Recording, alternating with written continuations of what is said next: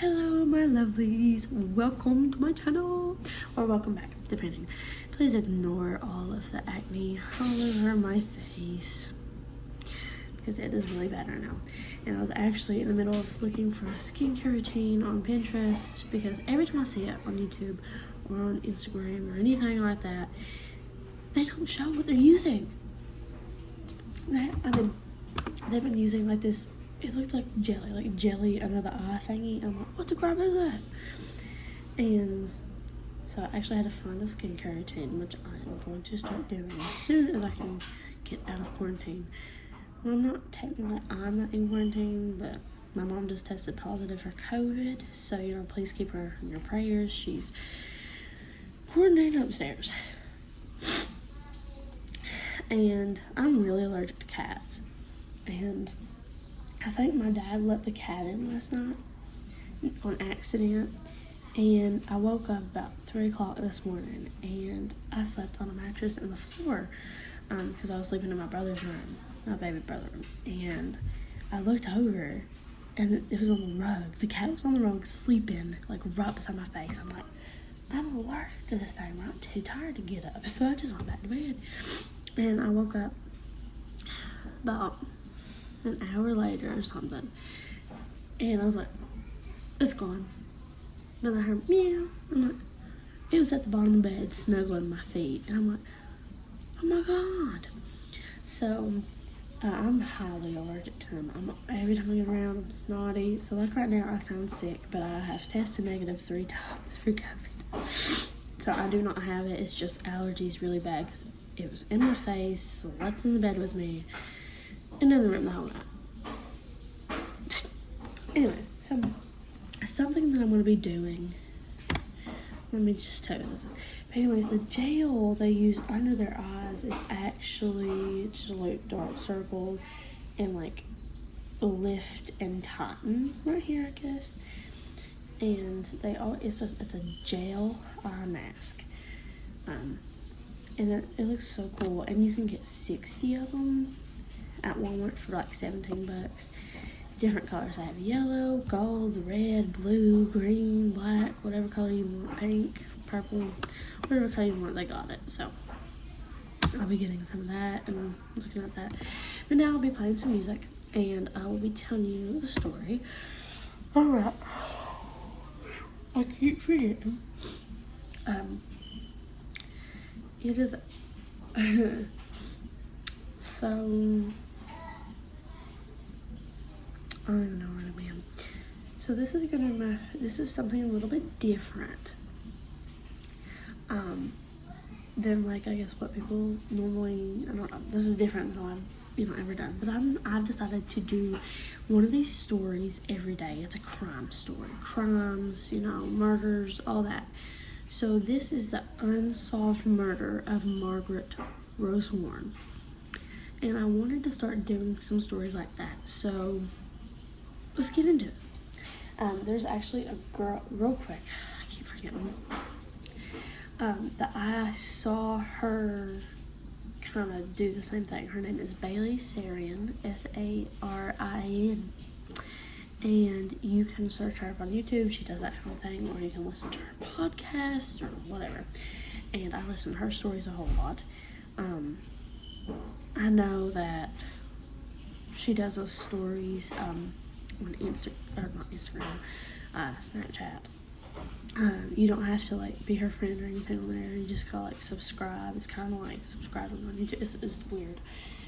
But anyways, this is what I'll be using to take my makeup off. It's Clinique brand. It is the best thing. I like shaking it up because it looks weird. And then you gotta wait in water and oil it separately. But so I'll be doing my makeup while I tell her story. So the unsolved murder of Margaret Rose Warren. This, like I said, this article that I'm reading about it was published by Christine on November 16th, 2020. Okay.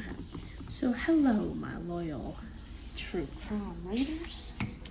I'm excited to present a guest post by true crime writer Greg Fox. In this post, Greg examines the unsolved 1976 abduction and murder of Gold Coaster Margaret Rosewarne. Her life ended by a man known at the time as the Hitchhiker Killer, a homicide that still haunts the Gold Coast to this day. Do recent advances in DNA technology and forensic genealogy give hope in cracking this decades-old cold case? Enjoy the guest post, Christy. Okay. So I'm actually gonna be reading, as you can tell. Hopefully I don't bore y'all to death. But if you like crime stories, then this is the place to be. So, I never used a primer before, so it's really hard to get in rhythm using a primer. Okay, so Sunday, May 9th, 1976, Mother's Day. They waited and waited, the family home on Chevron Island, Australia, channeling an impending doom. As the hours passed, the dread amplified to each member of the Rosewarne family, whether near or far. Where was Margie? And why had she not come home? Missing for the past 4 days, Miss Nellie Rosewarne, Margie's mom, had held out some hope that her daughter would visit to wish a happy Mother's Day, but she never arrived. So her mom was hoping she'd come, wish her a happy Mother's Day, and just kind of be there. She never came. So as the second youngest of 12 children, Margaret Rosewarne, she was 19, was believed to have disappeared whilst attempting to hitchhike from Broad Beach to Lily Heath on the evening of Wednesday, May 5th, to meet with friends at the lounge bar of the Gold Coast Hotel. Okay. So there's paper, a piece, missing girl seen, hitchhiking report. So it kind of says about that. So after not returning to her parents' home on Mother's Day, Nellie subsequently told local newspaper, the Gold Coast Bulletin, of her overwhelming concern about Margie's whereabouts. I just know something terrible has happened. I think she has met foul play. Well, that is a bit interesting. If I do say so myself. Pretty interesting, if you say so. I think she had written, no matter where she was, she would have contacted me last Sunday, Mother's Day, if it was at all possible. She's not the type of girl to run away on the spur of the moment. So she's not the type of girl to miss a Mother's Day with her mom.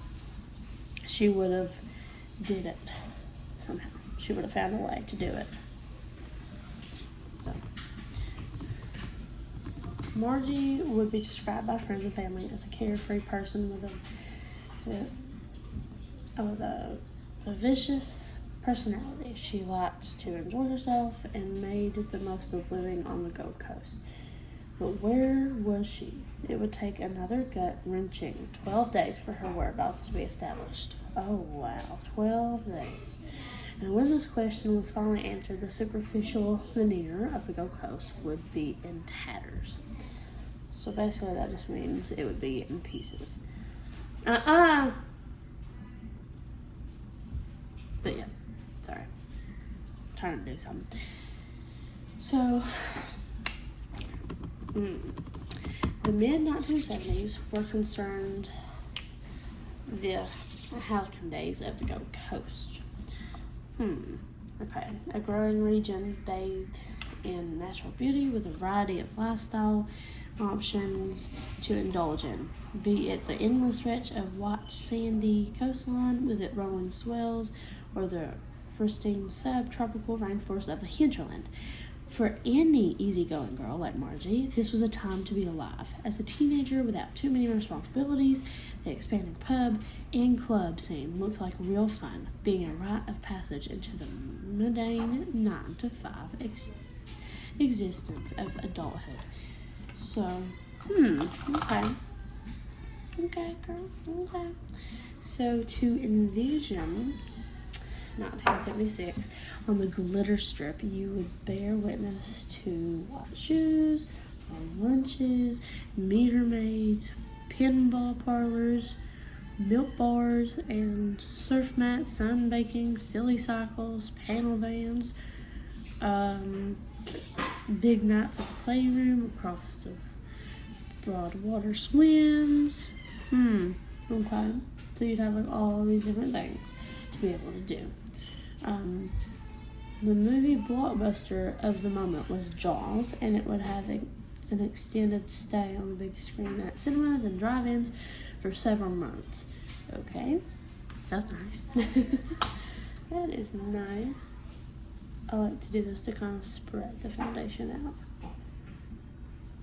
And sometimes I don't even need any more foundation for the cheeks, just depending on everything, I guess. So, like I said, well, I didn't say this, but I think that this will probably be, this was a long story, so I think this will be a pretty long, there will be probably 3 or 4 parts of this, so. Anyways, somewhere beneath the excess of sun, surf, and fun alert something more sinister. Someone seemingly out of tune with the welcoming external environment. It was a man who compulsively cruised the roads of the Gold Coast looking for a vulnerable young woman to prey upon, an evil predator who is driven to kill. So there's definitely something going on with that town. Or with that place. Town, place, what are we going to call it? And this is actually really funny, but I use my phone, like when I'm recording, I use it as a mirror too, so. But I don't really wear makeup normally, I just do it when I make videos sometimes.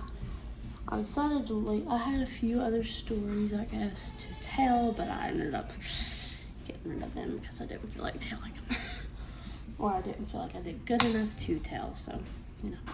So Wednesday, May 5th, 1976, even though it was a weeknight, Margie was keen to meet up with friends for a farewell drink. The midweek catch-up was planned for the Gold Coast Hotel on the highway of Burleigh Heads. Okay, I got you. So, her friends, a female named Judy Bond, and 2 male acquaintances, were due to leave for Sydney the following morning to commence an overseas holiday. Okay. So, Margie had arranged to go to the drinks by car, driven and accompanied by her flatmate, Elaine Ward. However, in a twist of fate, Elaine was unwell and decided to stay home for the evening. After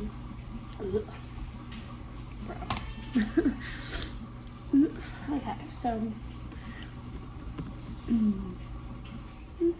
after taking about an hour to get ready, Margie impulsively set out on foot at approximately 9 p.m. from their residence located near the corner of Old Burleigh Road and Wharf Street, Surfers Paradise, and proceeded down Wharf Street to the Gold Coast Highway to hitch a ride. Okay, with her hair worn straight, she was stylishly wearing a calf-length denim dress and slap sandals. Margie was also in possession of her suede shoulder bag, typical of the bohemian look of the time. It was thought she had about $2 in her purse for her outing. In an eyewitness report that would in time be provided to police by a Labrador woman, it was claimed she saw an extremely attractive girl hitchhiking on the southbound lane of the highway near the front of El Dorado Motel, where the Crown Plaza Hotel is located today. So if you know what that is, you know where that is, that's where it was. So at the time. So this was to be the last known eyewitness sighting of Margie before her disappearance. Frustratingly, there was no confirmed sightings of Margie entering a vehicle by the side of the road. So, this will be the end of part 1, but come back for part 2, and we'll be talking about the night that she disappeared.